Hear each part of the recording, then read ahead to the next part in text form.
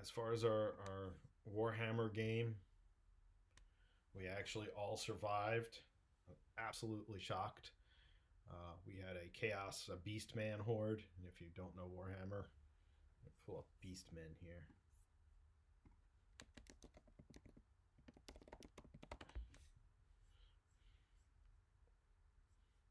They're essentially like satyr-like, or you know, this. Yeah, there's a Beastman, but they have all different configurations. Some of them are more anthropomorphic than others. Some of them are, and the game master really decided to take it to a level with some of them had like spider limbs, and others had others had wolf heads, things that were really outrageous. Then they were joined by a minotaur. As I just as I found and crushed their holy relic, the minotaur champion came in. And that battle lasted pretty much the entire night. It was pretty awful. We all could have been or should have been dead. Let's see. Warhammer, it's a weird game. So it goes from zero to hero, even in a different way than like Cthulhu. Like Cthulhu, the whole motif of the game is, it's a horror game, so it's just always a possibility of getting killed, sometimes almost unfairly. Whereas Warhammer is built off of the old school percentile RPGs with critical hit roll tables, and it's this very deadly and sometimes very arbitrary medieval combat system. And in some ways, it's one of the most realistic out there, because a guy with a dagger can get really lucky and take your eye out or gut you. Even if you're, and armor is not D&D scale. Like, armor just reduces some of the damage you take. You don't necessarily walk around and plate most of the time. I think my character, which is a warrior priest, who's kind of the equivalent of a paladin, but he's not good. I mean, he's an empire servant, so they're almost all lawful neutral. The equivalent thereof of lawful neutral. So he'll burn the whole town down to find heresy. Let's see. There's Peach. Oh yeah, the crit and fumble tables were horrendous. So I mean, gaming has changed so much, but we've embraced the old school Warhammer. Yeah. No, yeah, the old Critical Role tables for second ed D&D that came out in Dragon Magazine were just like, yeah, they were brutal. Warhammer's pretty brutal too. So the only plus is they've added fate and fortune points and resilience points, which allow some mitigation, but they are more or less a permaspend thing. Yeah, yeah. Well, we had my character could have been, let's see, he could have had one critical injury that I avoided. Well, early on, the first battle, he was basically his magic. He offended the gods. The roll on his critical fumble on his magic was offend the gods. So basically, Sigmar was just like gonna crush my character. Like the first battle of the first 2 hours of the first game session, and the roll was pretty much death. And it was just like you're sitting there like, I spent 3 hours making this character, and it's definitely, it wasn't that long. Not like Twilight 2000, where you can spend 3 hours making a character and you get killed in the first 10 minutes of the game. Um, it does fit Warhammer perfectly. I mean, the Warhammer world is this brutal, you know, uh, English Monty Python esque, but extremely dangerous analog of like D&D. It's very British in all ways. And we've totally embraced it. The guy who runs it is great. This has been his favorite game for years, and he's finally getting to run Enemy Within long-term campaign. But yeah, when the Minotaur came in, and I pulled out their holy Beastman relic and crushed it. And he frenzied. We were just like, yep, all right, we're all gonna die now. But I mean, there's nothing else that would have been done. And I didn't even apologize to the group. I'm like, you gotta understand, my character is the person who I don't want to be. Yeah, Traveler. Well, Twilight 2000 was modeled off the Traveler system. You couldn't die during character creation like Traveler, because that was a lot of fun. That was hilarious. Your character's dead. What? Um, you know, my character is that person that I never want to be in real life, who's this total single-minded zealot fighting the forces of chaos. And he has Tom's playing this witch hunter companion of his, well, I mean, they're not, not like a sidekick. They're party members, but the witch hunter, of course, is totally obsessed with finding witchcraft and chaos and heresy everywhere. And my character just feeds into it.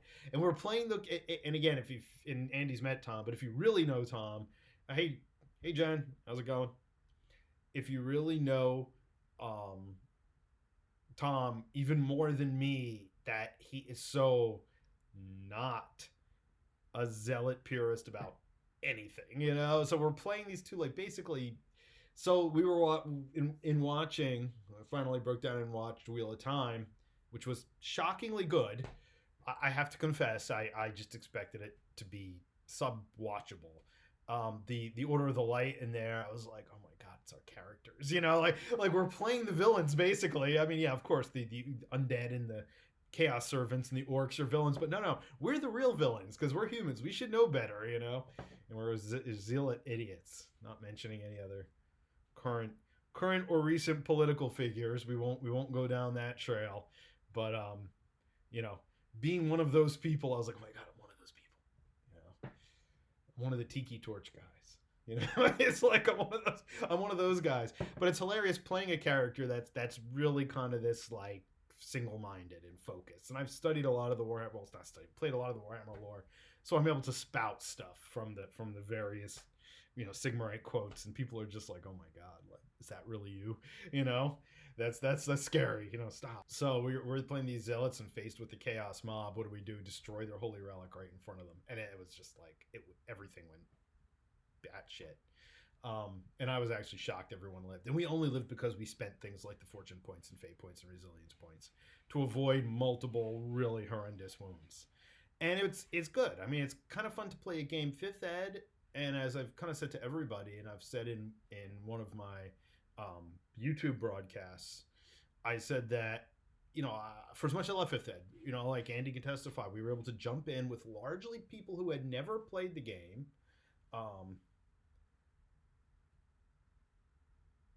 Yeah, I did 40K for a long time, and it just, you know, once I got out of it, I got out of it. Warhammer Fantasy and the Age of Sigmar stuff, I like the old school Warhammer Fantasy. I like the characters and concepts. I don't really like the gameplay. And it's kind of the exact opposite with Age of Sigmar. Not really a fan of the new lore and the new world they came up with, but the armies look really cool. It looks really playable. So, I mean, Neil, who runs this game, has a set. So I told him when he feels like he's ready to get together in person and hang out for a few hours, I'll play Warhammer. I'll play Age of Sigmar with him. But I do Space Hulk and Blood Bowl. Those are the two miniature games. A Vermintide, I've heard, is amazing. I have not taken the time to play a computer game or an Xbox game or anything like that for years. But Vermintide is one of those that people have repeatedly said to me, you really get into this game. And I'm sure I would. Because I played a couple of the older 40K games and maybe one of the fantasy games, and I loved it. And I played the shit out of the Space Hulk game, the original one, the one that simulated the tabletop. And I have the most recent painted set, and we played it one night, and we should really get back to that.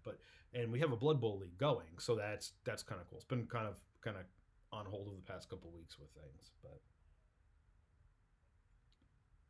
but it was a pretty fun night Friday night. We did survive.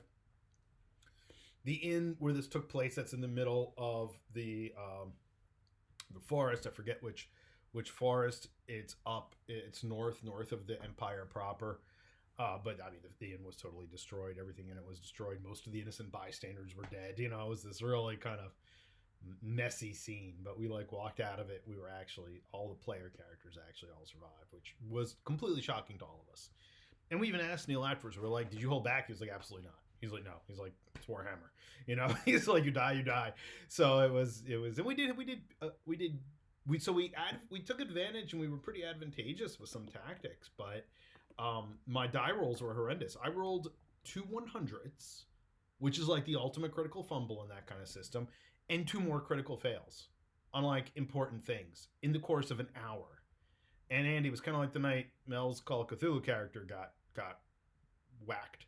It was really those two critical fails that she rolled. There was no way I could justify that something horrible wasn't going to happen, you know. And it's just the way that it went. So And then we get into an interesting conversation of dice controlling narrative, right?